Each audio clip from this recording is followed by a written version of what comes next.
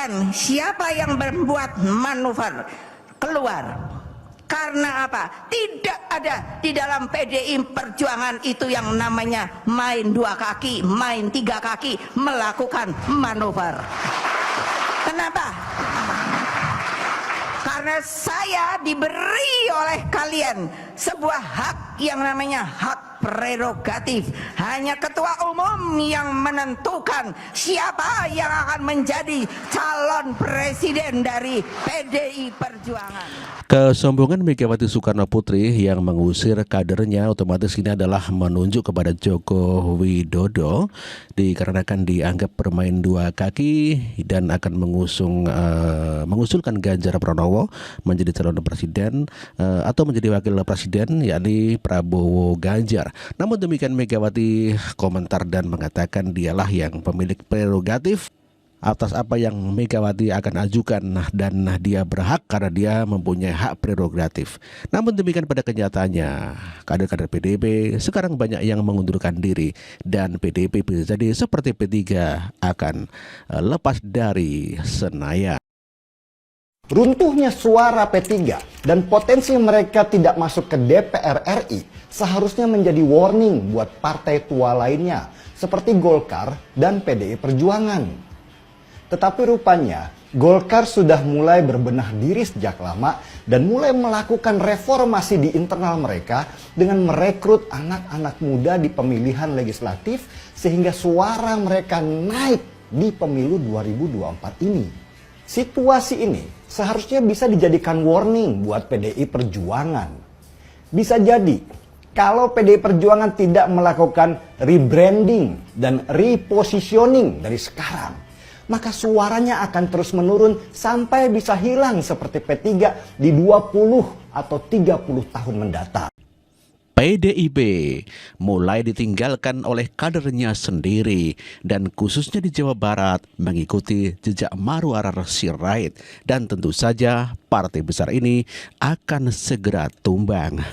Pada saya untuk berkiprah di partai ini, tokoh dan senior partai yang telah membimbing Mas Ono Surono, Ketua DPD PDI Perjuangan Jawa Barat, Kang Maman Julia, Ketua DPC PDI Perjuangan Kabupaten Subang, Kang ya. Diono, Kang Kosim, Kang Oing Abdurrahim, Ibu Hajah Eni Garyani, sahabat-sahabat perjuangan, pengurus DPC, PAC, ranting, dan anak ranting yang telah sama-sama berjuang dalam suka maupun duka. Saya meminta maaf sebagai manusia biasa, saya pernah hilaf dan memiliki keterbatasan. Rekan-rekan semua juga sudah menyimak perjalanan politik saya, khususnya terkait raihan hasil Pileg 2024. Sekuat hati saya ikhlas menerima. Sekuat hati ya. Banyak orang-orang yang berjuang, khususnya kedua orang tua saya, istri dan anak. Rekan-rekan seperjuangan, ya, yang berjuang hampir 1 tahun penuh lamanya, bekerja siang dan malam pun mendoakan, tak henti-hentinya menangis dan menuntut keadilan. Betul? Betul. Jika keadilan tidak bisa ditemukan di partai ini, saya harus berjuang di tempat di mana keadilan itu ada dan memberikan kesempatan yang sama bagi kita semua. Satyam Eva Jayate, kita semua percaya itu. Selanjutnya, setelah berkontemplasi dan berdoa sebagai politisi yang lahir, dibesarkan dan tumbuh di Pantura Subang, saya merasakan betul Kabupaten Subang, khususnya Pantura Subang, di era kepemimpinan Presiden Jokowi, banyak kebijakan yang dirasakan pro terhadap rakyat Subang. Betul? Betul. Pelabuhan Internasional Patimban, Bendungan Sadawarna, dan Sodetan Tarum Timur adalah kebijakan konkret Pak Jokowi untuk kemajuan dan kesejahteraan rakyat Subang saat ini dan di masa akan datang.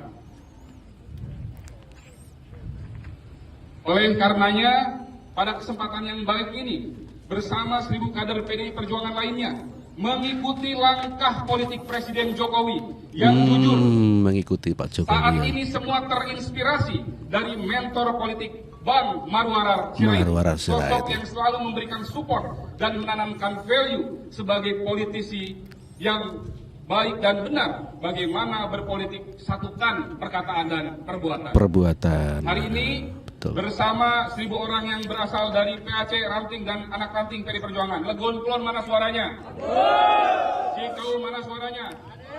Pagaden Barat, Cibogo, Sukasari, Pamanukan, Pusaka Jaya, Subang, Pagaden, Cipendei, dan Purwadadi. Kami nyatakan pamit dari PDI Perjuangan dan mengikuti langkah politik Bang Marwarar Sirait. Siap? Siap! Mengawal suksesnya kepemimpinan Pak Prabowo dan Mas Gibran sehingga berdampak maksimal untuk kepentingan masyarakat Subang. Siap? Siap! Luar biasa, Niko Rinaldo dan ribuan kader PDIP Subang di Jawa Barat pamit mengikuti langkah Marwarar Sirait, dan Marwarar Sirait mengikuti jejak Presiden Joko Widodo. Tokoh-tokoh PDIP mengakui atas kemajuan yang dipimpin oleh Presiden Joko Widodo. Partai PDIP ditinggal oleh kadernya juga diakui oleh Adiana Pitupulu, dan Adiana Pitupulu curhat tidak pernah meninggalkan siapa-siapa, namun demikian kadernya yang meninggalkan PDIP. Meninggalkan siapa-siapa? Kita nggak pernah meninggalkan siapa-siapa. Kita yang ditinggalkan. Ya, ditinggalkan ya. Ini curhat banget. Enggak, kan lu bilang move on ya. Lo yang pergi dia kok kita yang ditanya. Sudah rela dengan kepergian itu, Bang. Sudah mengikhlaskan. Begini ya, ketika itu sudah sebuah keniscayaan, lo mau bikin apa? Lo mau bikin apa? Lo pernah pengalaman putus sama cowok? Pernah? Enggak ikhlas, enggak putus aja, mau ikhlas kagak. Nah dia pergi. Masa lu mau kemudian merendahkan dulu? Jangan pergi, janganlah. Nggak mengarah balik lagi tuh katanya. Ada orang bilang begini, saya tidak mau kamu pergi, tapi kalau kamu mau meninggalkan kami, kita permudah jalannya. Kata siapa tuh ya? Katanya itu di TikTok banyak tuh kayak gitu. Ya, tentu saja hal ini sesuai dengan apa yang disampaikan oleh Megawati Soekarno Putri, akan mengusir orang-orang yang main dua kaki. Katanya begitu ya. Tetapi begitu pada keluar, Adian malah curhat. Aduh, gimana Adian?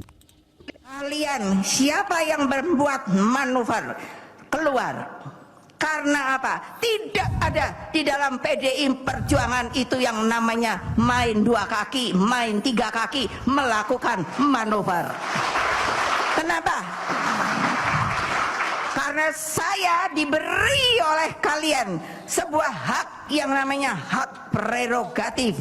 Hanya ketua umum yang menentukan siapa yang akan menjadi calon presiden dari PDI Perjuangan. Itulah akibatnya Megawati mengusir orang PDIP yang bermain dua kaki. Ini tentunya ini adalah mengarah kepada Joko Widodo yang dikatakan bermain dua kaki.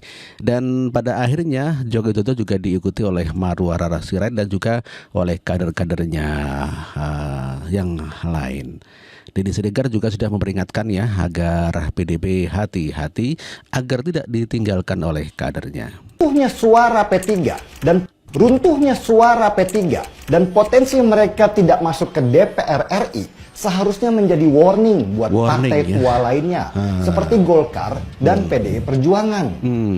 Tetapi rupanya Golkar sudah mulai berbenah diri sejak lama dan mulai melakukan reformasi di internal mereka dengan merekrut anak-anak muda di pemilihan legislatif sehingga suara mereka naik di pemilu 2024 ini. Situasi ini seharusnya bisa dijadikan warning buat PDI Perjuangan. Bisa jadi kalau PDI Perjuangan tidak melakukan rebranding dan repositioning dari sekarang, maka suaranya akan terus menurun sampai bisa hilang seperti P3 di 20 atau 30 tahun mendatang. 30 tahun mendatang ya. Sebagai alarm saja nih. Untuk Pilgub DKI sekarang saja, PDI Perjuangan masih mengajukan figur kader yang itu saja ya. Yang punya potensi seperti Risma yang juga sudah dianggap tua. Padahal pemilih di DKI Jakarta sudah diisi oleh anak-anak muda yang progresif dengan sudut pandang berbeda dari orang tua. Kenapa PDI Perjuangan gak berani mencalonkan darah segar seperti Once Mekel misalnya Once sebagai Mekel. calon gubernur. Penyanyi yang berhasil menumbangkan nama-nama besar seperti Masinton, Enrico, dan lain-lain di pemilu 2024. Oh kemarin. gitu ya. Butuh keberanian yang luar biasa buat partai sekelas PDI Perjuangan untuk mencetak kader-kader baru dan berkelas di pentas politik daerah dan nasional. Jangan sampai para politisi tua keenakan duduk dan gak mau berganti, sehingga nama partai semakin lama semakin merosot dan pada akhirnya mati. Itulah peringatan Denny Siregar kepada partai-partai tua seperti PDIP, dikarenakan P3 sendiri sudah tidak bisa masuk ke Senayan dikarenakan kalah branding begitu ya.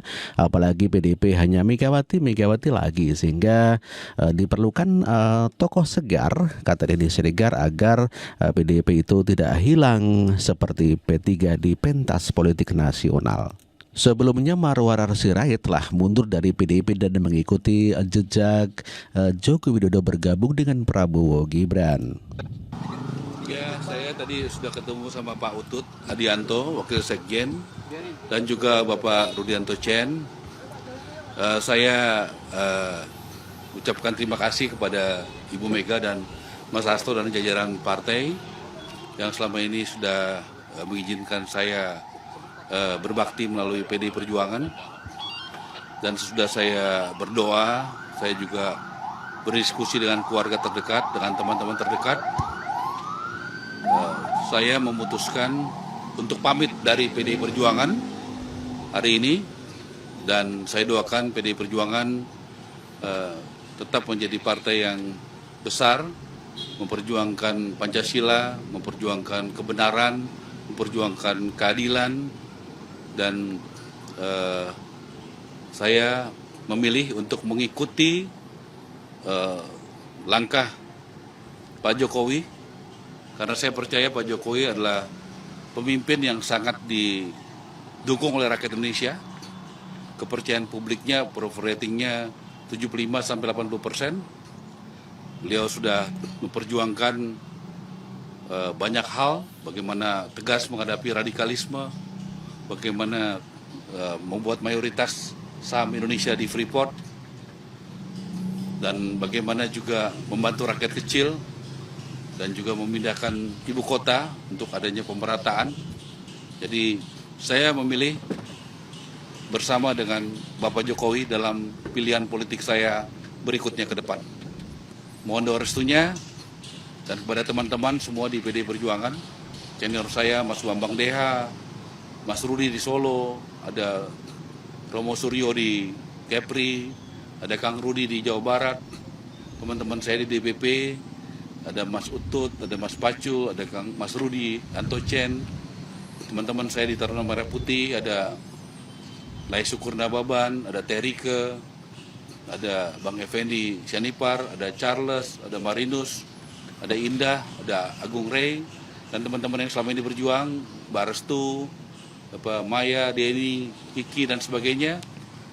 Dan juga yang junior-junior saya, ada Brando, ada Niko, ada Seno di Jawa Timur, dan banyak lagi, ada Samuel di Bekasi.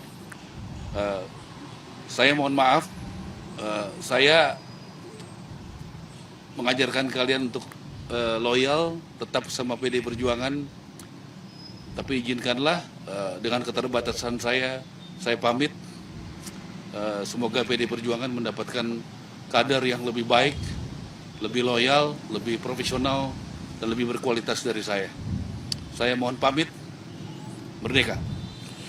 Ya, itulah Marwarar Sirait yang telah pamit dari PDI Perjuangan dikarenakan ya sudah tidak serak ya dengan Ibu Megawati Soekarno Putri, di mana Marwarar Sirait dulu pernah mau dijadikan menteri pada saat zaman Pak Jokowi yang pertama, namun demikian kelihatannya katanya DPP tidak merestuinya sehingga dibatalkan.